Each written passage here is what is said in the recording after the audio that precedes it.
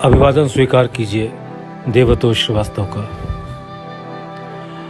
दोस्तों, गुस्ताखियाँ करना शायद मेरी फितरत में है। बचपन से गुस्ताखियाँ करता चला आ रहा हूँ और ये बड़े बुजुर्गों की शान है कि वो माफ़ी भी फरमाते चले आ रहे हैं कि किसी न किसी दिन तो साहबजादे को खुद समझ में आएगी। आज एक बड़ी गुस्ताखी करने की ज़रूरत कर रहा हूँ, इसलिए पहले से ही माफ़ीनामा पेश करता हूँ। हम सभी ने उपन्यास सम्राट मुंशी प्रेमचंद की कहानी ईदगाह ज़रूर पढ़ी होगी। मेरे मन में अचानक यह ख्याल पैदा हुआ कि हामिद मियाँ तो अब बड़े हो चले होंगे। अब अगर वो होते तो इस कहानी में आगे क्या होता। वक्त चलता रहा। अमीना बी के लिए वो चिमटा एक बेशकीमती चीज हो गया, और होता भी क्यों ना। उम्र किसके रोके रुकी है भला। हामिद मियाँ दिन ब दिन बड़े होते गए।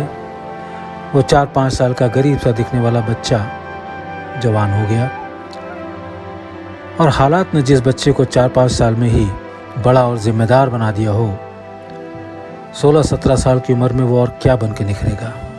सोना और क्या। अमीना भी 2 घरों में काम करके हामिद के स्कूल की फीस देने लगी, और हामिद 5वीं, 6ठी, 7वीं पढ़ते हुए 12वीं पास कर गया। आज गांव के सबसे ज़्यादा पढ़े लिखे लोगों में शुमार होता है। 10वीं पास करने के बाद तो हामिद ने दादी का काम करना भी छुड़वा दिया। दिन में वो स्कूल जाता और शाम को पुराने अखबारों से बनाए लिफाफों को दुकानदारों को बेचने। गुजर बसर लायक पैसे तो हामिद 10वीं से ही कमाने लगा, और खुश मिजाजी तो जैसे अल्लाह ताला ने उसके दिल में भर दी थी। जिससे भी मिलना दुआ सलाम करना, मिजाज पुरसी करना, बड़ों का अदब करना, अदब से बोलना। कुछ ही दिनों में गांव का हर दुकानदार इंतज़ार करता मिलता कि हामिद आए तो लिफाफे खरीदें, और अगर किसी दिन हामिद ना भी आ पाए तो घर जाकर नकदी देकर लिफाफे ले आते हैं। और अगर नकदी ना भी हो तब भी हामिद ने कभी किसी को ना नहीं बोला।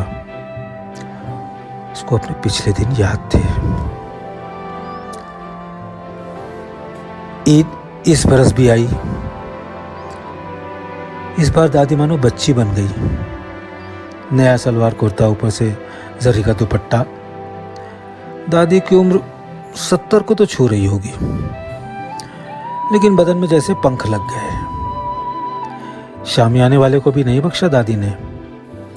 अरे ओ मर्दुआ, जरा कुर्सियां तो सलीके से लगा दे, और देख पानी में बर्फ डाल दे। अरे सलमा, देख जरा शरबत में खस डाल दे, और सुन सेवइयों में मेवा डाल दीजिए। ओहो, अरे देख तो जरा लड्डुओं पे कपड़ा डाल दे।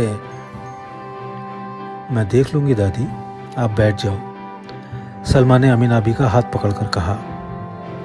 अरे सुन, हामिद कहाँ है? मैं यही हूं दादी।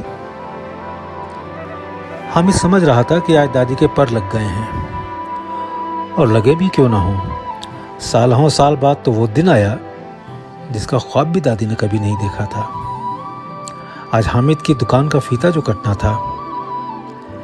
चौधरी साहब के बगल वाली कुर्सी पर आज अमीना भी बैठेंगी। ईद की नमाज के बाद चौधरी साहब को आना है। चौधरी साहब आए, नमाज अदा हुई। पूरा गांव हामिद मियाँ के जलसे में शिरकत फरमाने आ पहुंचा। फीता कटा, सेवाइयाँ बटी।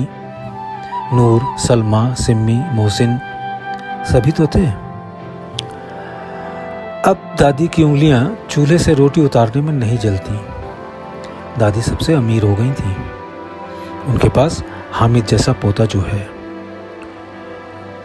जो भी दौलत थी वो बच्चों के हवाले कर दी। जब तक मैं न बैठूं वो खड़े रहते हैं। हामिद को आज भी वो दिन नहीं भूला जब दादी ने महीनों से बचाए हुए 5 पैसे उसको देकर कहा, जा ईद के मेले में घूमा। 3 पैसे के उस चिमटे ने और उससे भी ज़्यादा सारे खिलौनों की दुकानों से, मिठाइयों की दुकानों से लड़ता हुआ वो 4 साल का बच्चा अपनी दादी की उंगलियों को आग से बचाने के लिए चिमटा लाया। दादी की आंखों से गिरे हुए वो चंद आंसू के कतरे आज दुआ बनकर बरस रहे हैं। वो चिमटा दादी आज भी कुरान शरीफ की तरह सहेज कर रखती हैं। सच में अल्लाह कसम